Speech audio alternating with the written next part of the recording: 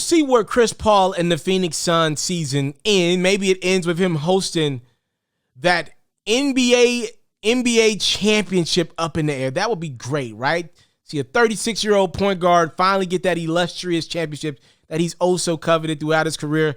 Half the injuries every time he's had a big run at it. We'll see where the Suns season ends. But whenever it doesn't, there are going to be big questions coming out of Phoenix. When you get success, players want money. And that's going to be the case with Chris Paul. So remember, he's still got another year left on his deal. Player option, $45 million around there somewhere left on his deal for the following year, that 2021-2022 season. But no matter where Chris Paul and the Suns end their season, unless he goes down with an injury, even then, to be honest with you, unless it's like something that impacts his season the following year, Chris Paul has to make a decision. Do I play out this 1 year, $45 million deal, just literally cash in on my last year at that number, right? I don't think Chris Paul's going to make $45 million in his career ever again. Do you take the 1 year, $45 million, play it out, and see where you're at a year from now, and maybe finish your career somewhere else, go back to LA, play for the Clippers, the Lakers, I don't know. Or do you say, hey, Phoenix, y'all see what I just did. Y'all see where y'all was at a year ago. Y'all couldn't make the playoffs.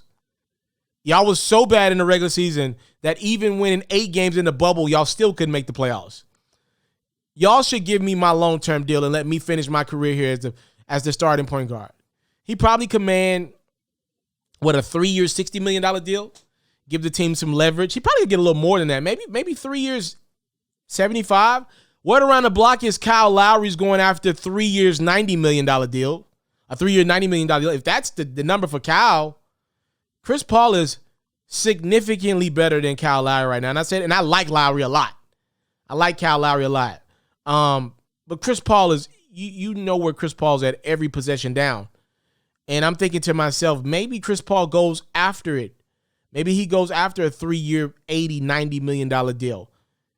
If Phoenix says no to that, they never want to be relevant again. You got DeAndre Ayton on a rookie deal. You're pretty much only paying Devin Booker. You gave Jay Crowder some good money, but he's a great bang for the buck. You got him in his prime for the next couple of years. Some of these young guys like a Mikal Bridges and Cam Payne, they were so undervalued. You can keep those guys around for the following few years if you want to bring it back. But I think the most important, none of this makes sense if Chris Paul isn't there. None of this. Booker goes back to your number one option, and Devin Booker as a number one is not a championship caliber team. It is what it is. With him as your number one, you're not winning any championships. You move him to number 2, you got something. And I think the question in Phoenix will be, will Chris Paul say, okay, let's renegotiate this contract now. I want to go ahead and add a couple more years on this deal, opt out of my player option, and go get my security for me and my family. So I'll know I'm finishing my career in Phoenix. And look, maybe Phoenix opts to trade him down the line.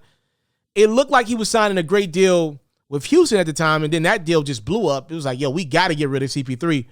To be fair to Chris Paul, he's been a lot healthier the last couple years in Oklahoma City last year, and then with Phoenix, knock on wood, this year.